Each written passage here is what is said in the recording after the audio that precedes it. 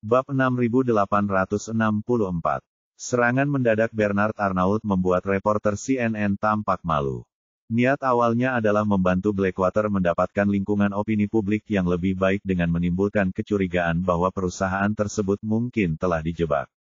Meskipun mungkin tidak banyak orang yang mempercayainya, selama ia mengajukan pertanyaan, itu sama saja dengan mengalihkan perhatian pihak lawan. Namun ia tidak menyangka Bernard Arnault akan membantahnya secara langsung di hadapan begitu banyak wartawan, dan dengan nada sedikit malu. Ia hanya bisa menelan ludah dan berkata, "Tuan Bernard Arnault, saya bukan Sherlock Holmes. Saya hanya mengajukan hipotesis dan kemudian meminta pendapat serta pandangan Anda berdasarkan hipotesis tersebut. Tidak masalah jika Anda tidak setuju dengan hipotesis saya. Saya hanya berharap Anda tidak salah paham." Bernard Arnault mencibir, "Salah paham. Kau pikir aku tidak tahu apa yang kalian, para jurnalis Amerika, pikirkan? Kau tahu insiden di Pulau Whitehorse berdampak sangat buruk, jadi kau berusaha sebisa mungkin untuk memaafkan Blackwater, kan?" Reporter itu berkata dengan canggung, "Anda benar-benar salah paham. Saya tidak bermaksud membenarkan Blackwater. Saya hanya ingin menyampaikan pendapat pribadi saya." Bernard Arnault mencibir dengan nada meremehkan, "Menarik sekali. Anda, seorang reporter, datang ke sini untuk mewawancarai saya di permukaan, tetapi sebenarnya Anda ingin mengungkapkan pandangan dan menyampaikan pendapat pribadi Anda kepada audiens di seluruh dunia melalui wawancara ini. Tidakkah menurut Anda apa yang Anda lakukan sangat bertentangan dengan etika profesional yang seharusnya dimiliki seorang reporter?" Kamera media sekitar semuanya terfokus pada reporter CNN, membuatnya sangat gugup dan malu di saat yang bersamaan. Dia hanya bisa berkata dengan nada meminta maaf, "Maaf, Tuan Arnault, mungkin ada yang salah dengan ekspresi saya tadi. Saya tarik kembali pertanyaan saya tadi." Bernard Arnault mengangguk dan berkata dengan tegas, "Saya yakin kebenaran masalah ini akan segera terungkap dan semua orang akan mendapatkan penjelasan yang memuaskan. Saya juga ingin dengan sungguh-sungguh memperingatkan orang-orang dan kelompok tertentu bahwa jika ada yang mencoba mengutak-atik kebenaran insiden ini, saya akan berusaha sebaik mungkin untuk menyelidiki semuanya dan mengungkapnya." Banyak wartawan tidak menyangka kalau raksasa barang mewah ternama ini akan bersikap begitu adil dan mereka semua spontan bertepuk tangan. Tahukah Anda, citranya di dunia internasional memang selalu buruk. Meskipun konsumen berbondong-bondong membeli produk mereka, mereka sangat muak dengan orang ini. Namun, kemanusiaan yang terpancar dari pria ini hari ini sungguh mengagumkan, dan ditambah dengan fakta bahwa ia baru saja menyelamatkan ratusan wisatawan dari seluruh dunia, termasuk tawanan Sweet yang terkenal, rasa hormat semua orang kepadanya semakin dalam. Tak hanya para wartawan di tempat kejadian perkara yang menatapnya dengan kagum, para penonton di depan layar pun amat menaruh hormat kepadanya. Pada saat ini, Bernard Arnault memandang wartawan lain dan bertanya, "Apakah ada yang punya pertanyaan?" Sekelompok wartawan mengangkat tangan mereka tinggi-tinggi, tetapi anehnya, wartawan dari beberapa media Amerika lainnya menurunkan tangan mereka. Faktanya, instruksi yang mereka terima sama dengan instruksi yang diberikan kepada reporter CNN, yaitu mencari cara untuk membebaskan Blackwater selama sesi tanya-jawab, atau menyesatkan pemikiran audiens dan target imajiner mereka.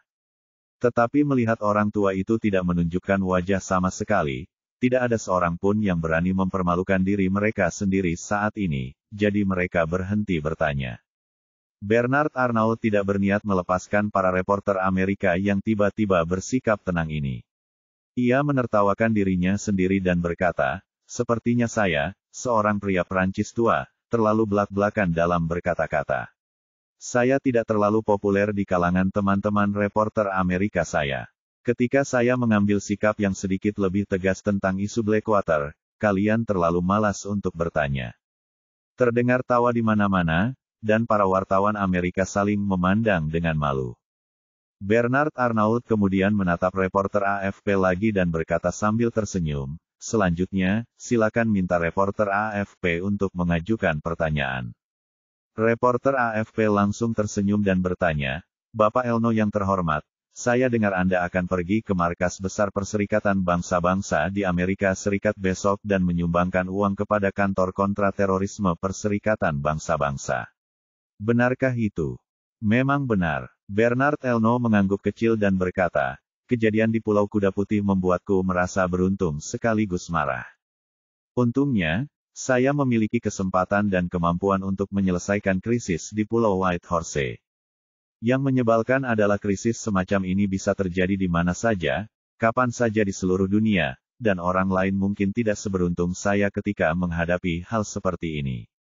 Maka saya berharap dapat melakukan yang terbaik untuk memberikan bantuan kepada mereka, dan juga menjadi contoh bagi individu lain yang kondisi ekonominya lebih baik, dengan harapan mereka juga dapat memperhatikan isu penentangan terhadap serangan teroris dan berperan serta dalam hal ini.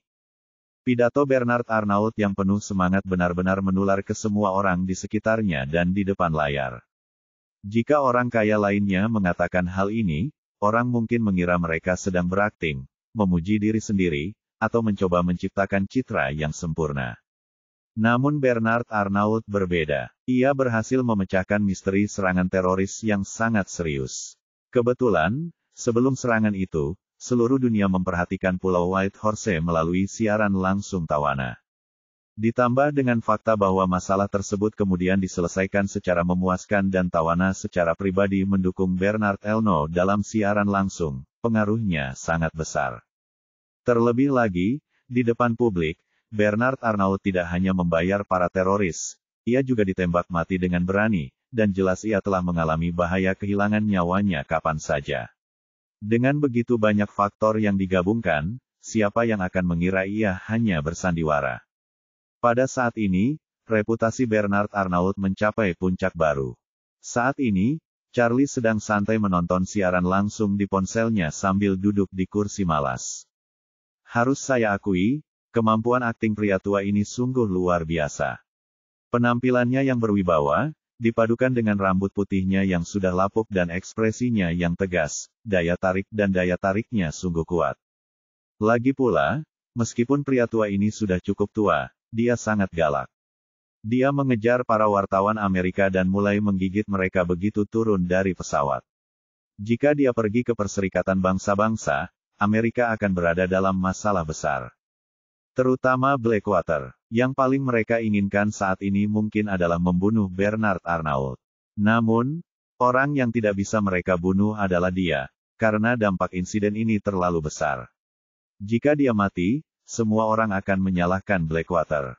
Lagi pula, Bernard Arnault bukanlah orang anonim yang tak dikenal. Ia pernah menjadi orang terkaya di dunia. Jika ada yang membunuhnya, Prancis dan Uni Eropa pasti tidak akan membiarkannya begitu saja demi citra mereka sendiri, dan seluruh dunia juga akan memperhatikan dan menuntut penjelasan. Untuk sementara waktu, semua eksekutif senior Blackwater berada dalam bahaya, bertanya-tanya masalah seperti apa yang akan ditimbulkan Bernard Arnault di Perserikatan Bangsa-Bangsa ketika ia tiba di Amerika besok. Dalam perjalanan menuju istana kepresidenan, wajah Bernard Elno dipenuhi rasa gembira dan gembira. Hari ini, ia telah menemukan rasa kehormatan khusus yang belum pernah ia rasakan sebelumnya. Di masa lalu, rasa hormatnya berasal dari prestasinya sendiri. Besarnya penghasilan dan peringkat dunia yang ia pegang merupakan sumber utama rasa hormatnya. Tetapi kadang-kadang orang lain mungkin tidak benar-benar menanggapi secara positif rasa kehormatan ini. Layaknya suami nasionalis Tiongkok yang tersohor itu, orang kaya generasi kedua, ia selalu menganggap kehormatan terbesarnya adalah jika tak ada orang yang lebih kaya darinya, namun rasa kehormatan ini justru membuat orang biasa menolaknya, bukannya mengidentifikasikan diri dengannya. Rasa hormat yang dirasakan Bernard Arnault kali ini diberikan kepadanya oleh orang-orang di seluruh dunia. Orang-orang mengaguminya dan dengan tulus meyakini bahwa ia adalah pahlawan yang hebat. Ini juga pertama kalinya dalam hidupnya. Memikirkan hal ini, dia tidak dapat menahan rasa terima kasih yang tak terhingga terhadap Charlie. Dulu, setiap kali teringat pemuda yang telah merampas uangnya, ia akan menggertakkan gigi karena marah. Namun, kini, saat teringat Charlie, ia merasa sangat dekat dan berharap Charlie bisa menjadi saudara angkatnya. Betapa hebatnya jika ia bisa seperti Hamid dan memanggilnya saudara. Mulai sekarang, aku akan memanggilnya saudara Wade, dan dia akan memanggilku saudara Elno. Aku akan mengumpulkan 50 miliar poin pengalaman darinya sesegera mungkin dan menukarnya dengan pil peremajaan. Saat itu, aku akan memiliki reputasi yang baik, industri yang besar, dan umur panjang. Menjalani 1 hari lagi akan menjadi kehidupan yang luar biasa. Pada saat ini, Istana Elysee di Prancis jauh lebih megah daripada yang ada di bandara. Presiden menolak semua pekerjaan awalnya sore ini hanya untuk bertemu langsung di sini dengan pahlawan yang tidak pernah dilihat Prancis selama puluhan tahun. Orang Prancis terakhir yang menerima perhatian positif yang luas di seluruh dunia mungkin adalah Charles de Gaulle, orang Jerman yang bersumpah untuk mati dan tidak pernah menyerah. Lagi pula, Charles de Gaulle adalah pria yang berintegritas. Apakah dia benar-benar menimbulkan masalah besar? Sebenarnya tidak. Prancis tidak hilang atau direbut kembali olehnya. Pasukan sekutu Amerika dan Inggrislah yang mendarat di Normandia dan membebaskan Prancis. Namun Bernard Arnault berbeda. Ia menghadapi masalah besar dan berhasil menyelesaikannya. Yang lebih penting, masalah ini disaksikan seluruh dunia dari awal hingga akhir. Ini benar-benar panggung terbaik yang dirancang khusus untuknya. Ada orang-orang beruntung di seluruh dunia yang pernah mengalami lalu lintas data yang luar biasa, tetapi sebagian besar lalu lintas yang mereka terima hanya melalui jaringan negara mereka sendiri. Belum pernah ada yang mampu menerima lalu lintas data global yang luar biasa seperti Bernard Arnault. Dapat dibayangkan bahwa untuk waktu yang lama ke depan, Bernard Arnault akan menjadi idola orang-orang di seluruh dunia. Dan bahkan setiap kali ada serangan teroris di masa depan, seseorang akan mengingat tindakan heroiknya. Oleh karena itu, Presiden juga sangat mementingkannya dan ingin memanfaatkan kesempatan ini untuk membantunya membangun kepribadian dan citranya. Di saat yang sama, beliau juga ingin Prancis memanfaatkan kesempatan ini untuk mengangkat nama Prancis di panggung internasional. Iring-iringan tamu kenegaraan berhenti di gerbang utama Istana Elysee. Dibantu istrinya, Bernard Arnault melangkah masuk ke dalam Istana Elysee yang megah. Presiden, yang seharusnya menunggunya, segera mengambil inisiatif dan berjalan cepat ke arahnya. Setelah beberapa langkah cepat, ia menjabat tangan Bernard Arnault erat-erat dan berseru, "Selamat datang di rumah, Tuan Arnault. Anda adalah pahlawan Prancis." Bernard Arnault dan Presiden adalah kenalan lama. Lagi pula, meskipun Arnault jatuh dari posisi orang terkaya di dunia, ia tetaplah orang terkaya di Prancis dan Eropa, jadi pengaruhnya di Eropa tidak kalah dari siapapun. Dulu, Bernard Arnault mungkin tidak tertarik dengan panggilan presiden, tetapi hari ini adalah hari kehormatan dan kejayaan bagi keluarganya, sehingga ia sangat gembira. Ia menjabat tangan presiden dan berkata dengan rendah hati, "Yang mulia, saya menghargai pujian Anda. Saya hanya melakukan apa yang seharusnya saya lakukan." Presiden berjanji kepala dan berkata dengan penuh emosi, "Hari ini, seluruh rakyat Prancis bangga padamu, dan nanti, atas nama Prancis, saya akan menganugerahkanmu Salib Agung Legiun Kehormatan." Salib Agung Legiun Kehormatan adalah medali kehormatan tertinggi di Prancis. Umumnya, di masa damai, hanya mereka yang telah memenangkan penghargaan tertinggi bagi negaranya yang dapat bertahan, seperti juara dunia dalam ajang olahraga besar. Bagi seorang pengusaha seperti Bernard Arnault, sangat jarang dianugerahi medali kehormatan tertinggi itu. Apalagi ia sendiri belum pernah bertahan selama bertahun-tahun. Sebenarnya, bagi pemerintah Prancis, medali tersebut tidak berharga, tetapi alasan mereka membatasi jumlahnya secara ketat adalah untuk memastikan kandungan emas dalam medali tersebut. Setelah benda ini terendam banjir, kerugiannya akan sangat berkurang, dan daya tariknya juga akan sangat berkurang bagi mereka yang belum menerima medali. Bernard Arnault sangat senang. Sekembalinya, ia disambut oleh Perdana Menteri dan Presiden.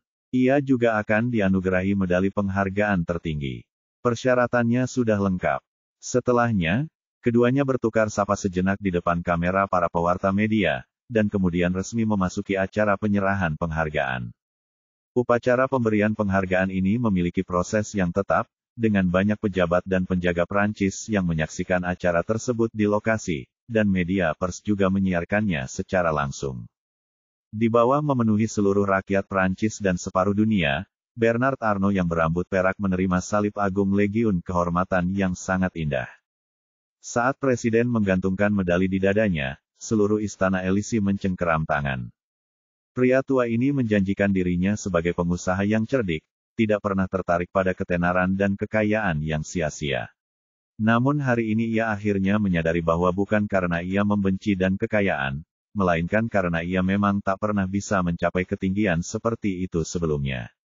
Matanya agak merah, dan tampak ada sentimen patriotik yang menggebu-gebu di dada. Charlie melihat kegembiraan Bernard Arnault melalui siaran langsung, dan dia juga melihat kekaguman rakyat Prancis dari tembakan rentetan. Lalu, tiba-tiba ia mendapat ide dan berpikir, mengapa tidak memberikan awal yang baik dan memberikan beberapa hal manis untuk muridnya. Kemudian dia mengeluarkan ponselnya dan mengirim pesan WeChat ke Tawana, yang juga ada di pulau itu. Beberapa menit kemudian, Bernard Arnault, yang baru saja menerima medali dari Presiden, berdiri tegak dan difoto oleh media bersama Presiden. Tiba-tiba, seorang staf mendekati Presiden dan membisikkan sesuatu dengan penuh semangat. Mata Presiden berbinar setelah mendengar ini, dan dia menyuarakan suaranya dan bertanya, apakah berita ini benar? Benar, jawab pihak lain, saya sudah memverifikasinya dengan perusahaan Tawana Suite, dan memang itu keputusan Nona Suite. Jika tidak ada masalah di pihak kami, Nona Suite dapat membuat pengumuman resmi di platform media sosial pribadinya kapan saja. Hebat, benar-benar luar biasa. Presiden dipenuhi kegembiraan dan langsung berkata kepada media yang hadir, semuanya, kami baru saja menerima kabar bahwa penyanyi terkenal Nona Tawana Suite telah memutuskan untuk mengadakan 5 konser tunggal di Prancis setelah liburannya untuk berterima kasih kepada Tuan Bernard Arnault. Semua hasil dari konser tersebut akan disumbangkan ke Badan Amal Prancis. Para wartawan di tempat kejadian tiba-tiba berseru keheranan. Konser-konser Tawana Suite telah lama menjadi kunci emas untuk mendongkrak ekonomi pariwisata lokal. Konon, di mana ia menggelar konser, industri pariwisata lokal akan meningkat pesat. Uang bukanlah hal terpenting. Popularitas global negara dan kota tersebut langsung meningkat, dan efek jangka panjangnya adalah sumber pendapatan yang lebih besar. Terlebih lagi, kali ini Tawana tidak hadir untuk hiburan komersial, melainkan untuk pertunjukan amal, dan seluruh hasil pertunjukan akan disumbangkan ke badan amal di negaranya. Pendapatan box office dari konser kelima tersebut setidaknya mencapai 100 juta euro. Selain semua manfaat yang terkait dengan uang, reputasi Prancis juga akan sangat meningkat, karena bintang besar seperti Tawana Suite telah mengambil inisiatif untuk datang dan tampil di acara amal, yang belum pernah terjadi bahkan di Amerika. Para wartawan sangat terkejut dan semuanya mengarahkan kamera mereka ke Bernard Arnault yang sudah tua, karena semua orang tahu bahwa Tawana akan mengadakan 5 konser amal untuk membalas Bernard Arnault karena telah menyelamatkan hidupnya. Bernard Arnault juga bingung. Pikiran pertama adalah, ini tidak masuk akal, Charlie lah yang menyelamatkan Tawana, bukan aku, Tawana pasti tahu itu. Tetapi ketika dia teringat pada Charlie, dia langsung paham bahwa ini pasti dilakukan oleh Charlie yang memberi instruksi kepada Tawana. Dia telah melihat segala macam badai, tetapi saat ini dia begitu terkejut hingga matanya merah. Dia merasa bahkan nyawanya telah diselamatkan oleh Charlie, dan Charlie tidak hanya memberikan penghargaan yang begitu besar kepadanya, tetapi sekarang dia juga membiarkan Tawana menambahkan lapisan gula pada kue untuknya. Ia tak kuasa menahan diri untuk berpikir, apakah ini masih Charlie yang ratusan juta dolar dariku dengan segel pelindung plastik dan lukisan tinta Mona Lisa. Dulu aku berspekulasi orang paling hina di dunia, tapi kenapa sekarang aku merasa kemanusiaannya begitu cemerlang. Dialah yang pergi setelah misinya selesai, menyembunyikan prestasi dan memujinya. Bukankah itu yang sedang dibicarakannya? Beberapa media menggunakan lensa telefoto untuk menangkap dengan tajam 2 garis air mata keruh yang mengalir dari sudut mata Bernard Arnault. Para media wartawan yang tidak mengetahui kebenaran masalah tersebut mengira bahwa lelaki tua itu tersentuh oleh tindakan terima kasih Tawana Suite, dan mereka semua membuat sketsa garis besar cerita yang menyentuh pikiran mereka. Bernard Arnault, mantan orang terkaya di dunia dan pria baik hati, menyelamatkan semua turis di Pulau Cheval Blanc.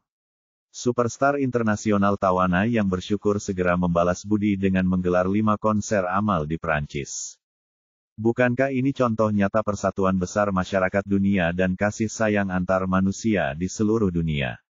Untuk sesaat, kamera terus-menerus menyorot Bernard Arnault. Serangkaian berita yang menyentuh telah terbentuk di benak media berita ini. Pada saat ini, antusiasme penggemar di Prancis dan seluruh Eropa langsung menyala, dan mereka mengancam di depan layar.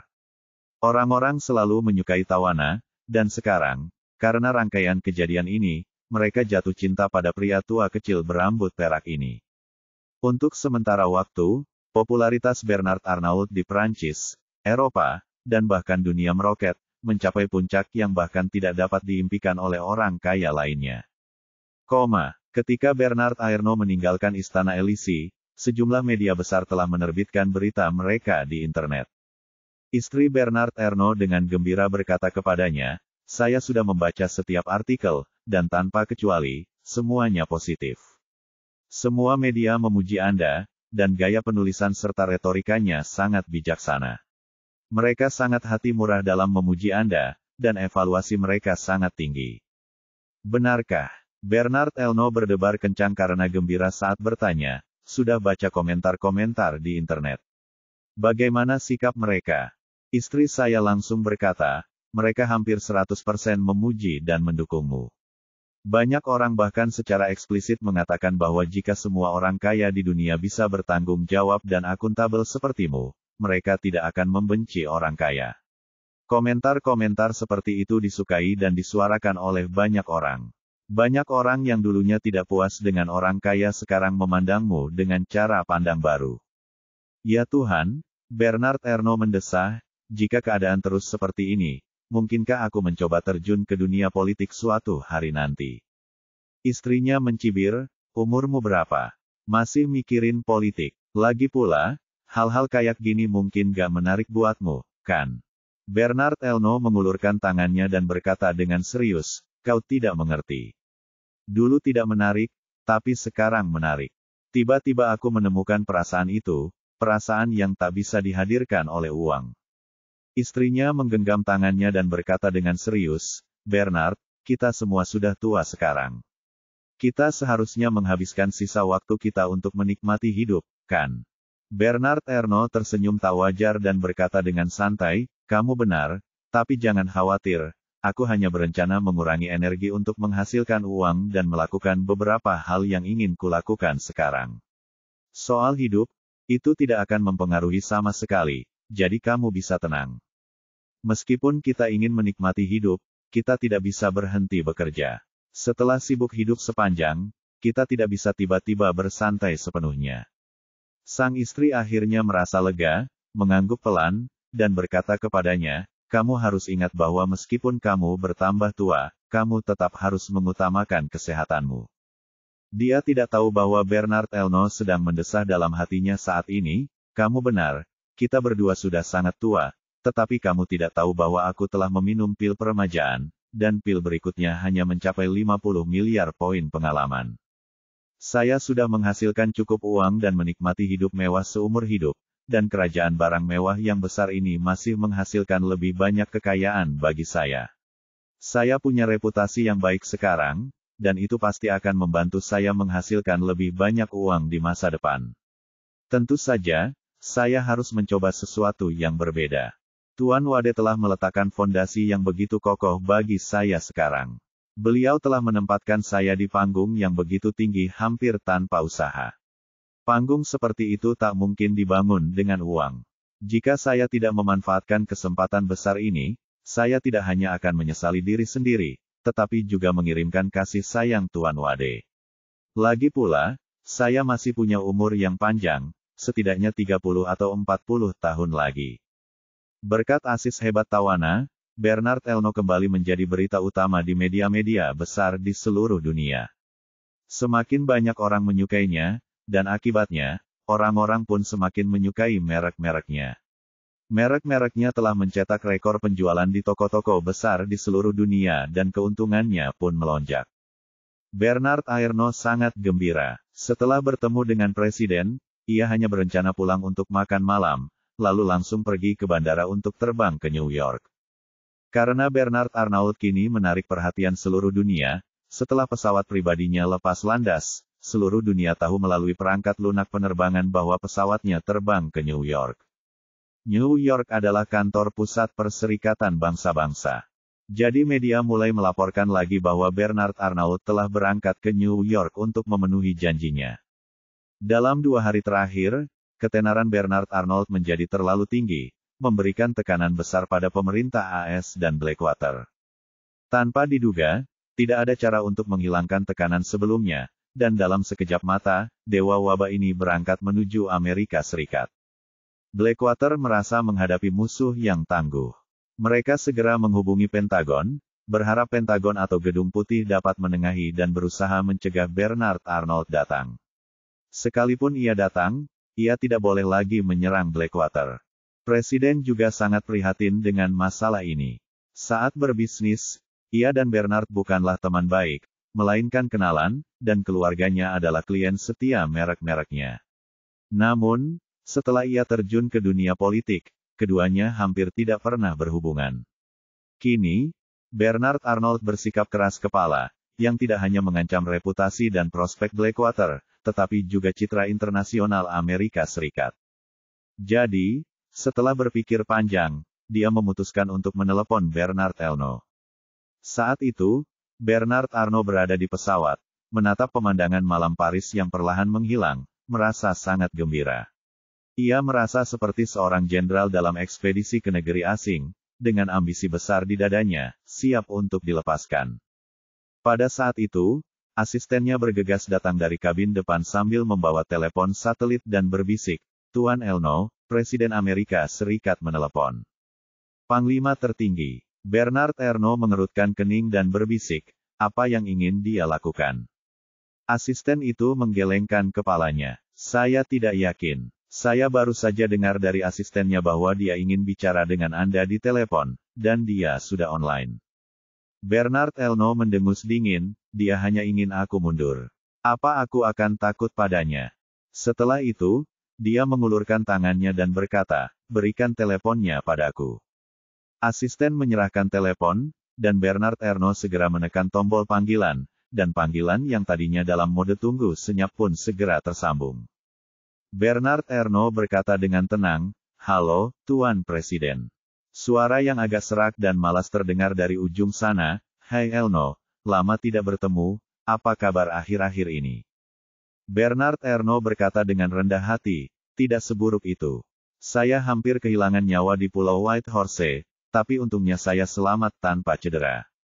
Pihak lain terdiam sejenak, lalu berkata, "Dengar, Arnault, aku tidak ingin bertele-tele denganmu. Aku ingin jujur padamu. Aku tahu pesawatmu sudah lepas landas ke New York, tapi aku tetap menyarankan agar kau meminta pilot untuk kembali, atau memilih tujuan di luar Amerika Serikat. Kemanapun kau ingin pergi, terserah kau. Carilah tempat untuk bersantai dan perlahan-lahan lepaskan semua ini. Bagaimana menurutmu?" Bernard Arnault menolak tanpa ragu, "Saya telah berjanji di hadapan seluruh dunia. Sebagai seorang pria yang bertanggung jawab, saya tidak akan pernah mengingkari janji saya." Pihak lain berkata dengan nada agak kesal, "Arnault, kamu pengusaha, begitu pula aku. Tak ada yang lebih memahami bisnis daripada aku. Hakikat dan hakikat bisnis terletak pada bagaimana kamu bisa menghasilkan lebih banyak keuntungan. Apa yang orang lain pikirkan tentangmu tidaklah penting." Sambil berbicara, pihak lain langsung melemparkan umpan, "Jika kita bisa mencapai kesepakatan tentang ini, saya bisa meminta Kementerian Perdagangan memberikan keringanan pajak yang sangat besar kepada kelompok Anda selama 3 tahun ke depan. Percayalah, Arnault, ini bisa menghasilkan ratusan juta dolar. Anda hanya perlu melupakan insiden Pulau Kuda Putih dan melupakannya."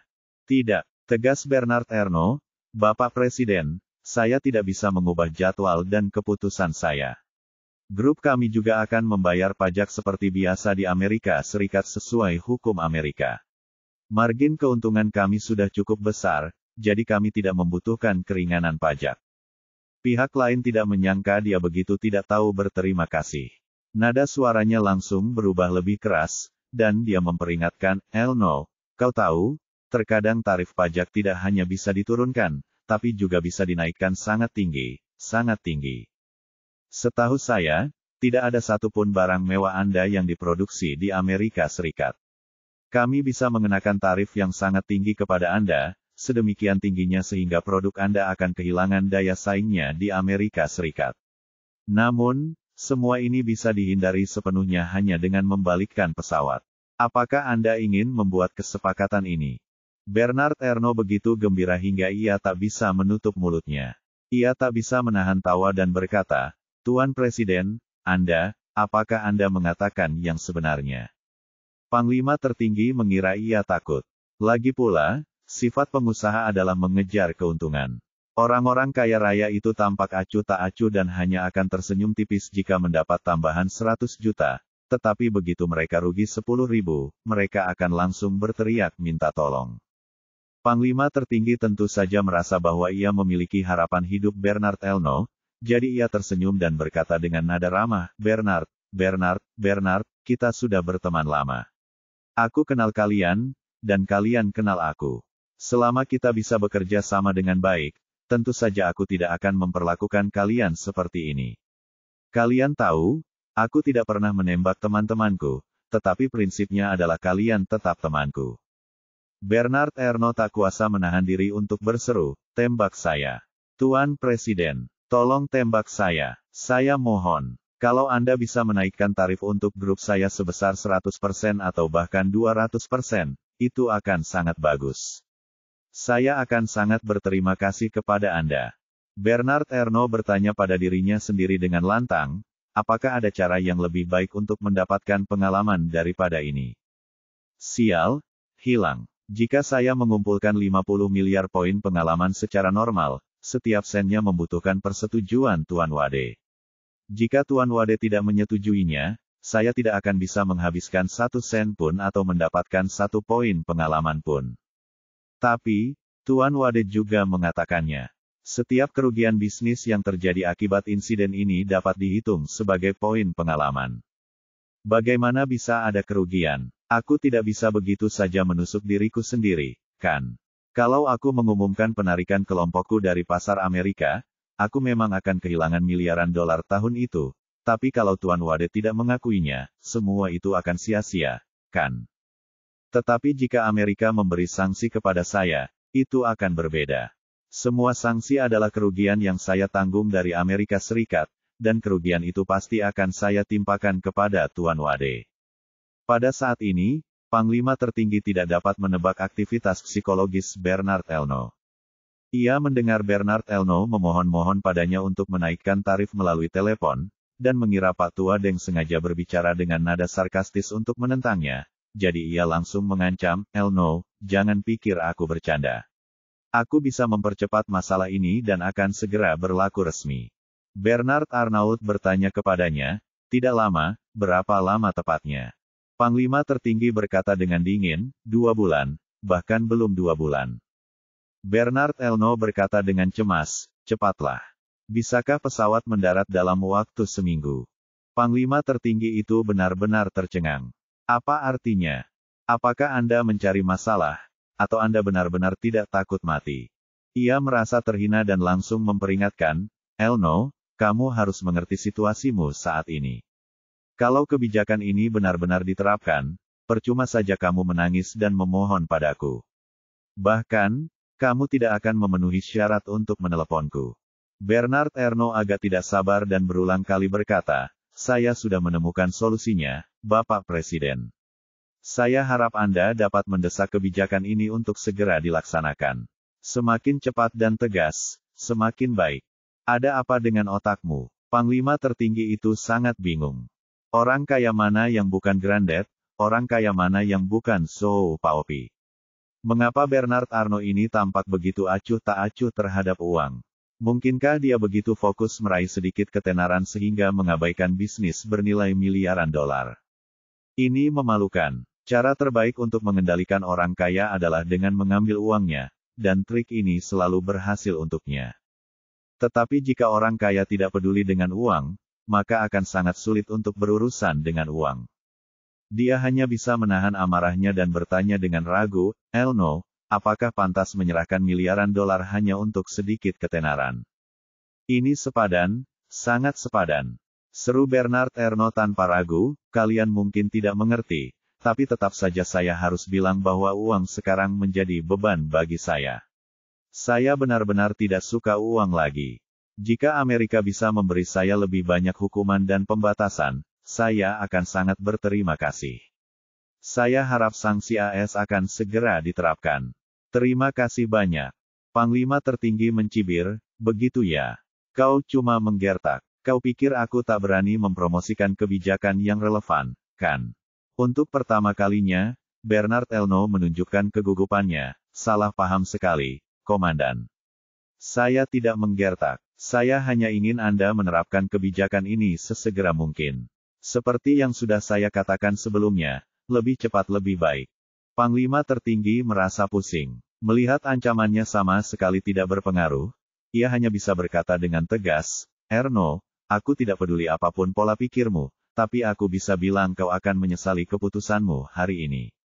Aku tidak hanya akan mendesak agar kebijakan itu diterapkan sesegera mungkin, tetapi aku juga akan meminta IRS melakukan investigasi menyeluruh terhadap perusahaanmu.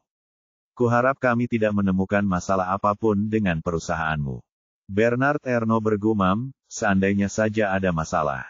Apa katamu? Panglima tertinggi mendengar gumamannya dan bertanya dengan marah. Bernard Arnault pun mempertaruhkan nyawanya dan berkata dengan serius, saya katakan, kalau kalian bisa menemukan masalah, itu akan sangat bagus. Akan lebih baik lagi kalau kalian bisa menemukan beberapa masalah serius dan memberi saya denda terberat dalam sejarah, denda sebesar 50 miliar dolar AS.